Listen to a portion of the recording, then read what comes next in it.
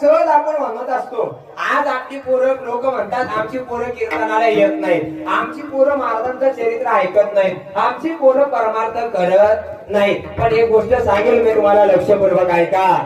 अरे या जगाच्या इतिहासामध्ये माणसं एकत्र गोळा करून आतून बसवण्याची ताकद जर कोणात असेल तर ती फक्त या वारकरी संप्रदायामध्ये आहे. आणि या वारकरी संप्रदायामध्ये जेवढे धाडस आहे, जेवढी ताकद आहे, या वारकरी संप्रदायाचं महत्व आहे का. जर तुम्हाला असं वाटत असेल, कुठे गेली गोष्टी बोलली, अभी तो चालू हुआ है, इधर ही बैठने का गेलेला आहे. तुम्हाला जर वाटत असेल आपला मुलगा निर्व्यसनी व्हावा, आपल्या मुलानं चांगल्या प्रकारे आपल्या म्हातारपणामध्ये सांभाळ करावा, असं जर तुम्हाला वाटत असेल तर तुमच्या मुलाला ज्ञानोबाला तुकोबाराचा वारकरी बनवा, नाहीतर त्याला छत्रपती शिवाजी महाराजांचा मर्द मावळा बनवा. कीर्तनात मोकळ्या मनाला टाळी वाजवायची, कड करून टाळी वाजवायची, तरच मी तुम्हाला चरित्र सांगणार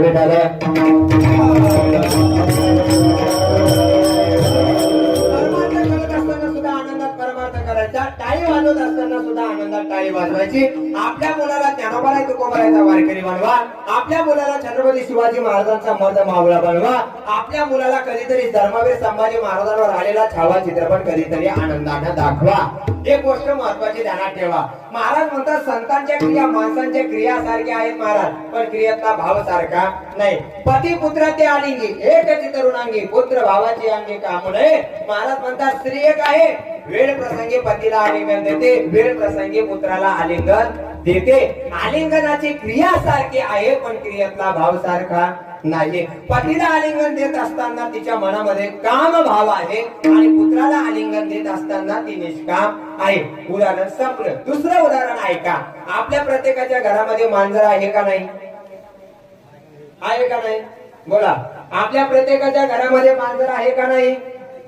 आहे का नाही? सोप्या भाषेत सांगू का, आपल्या घरामध्ये कामाचा दाब जास्त झाल्यानंतर आपल्या घरातली मांजर सासूवर धावून जाते का नाही मला सांगा? नाही जात?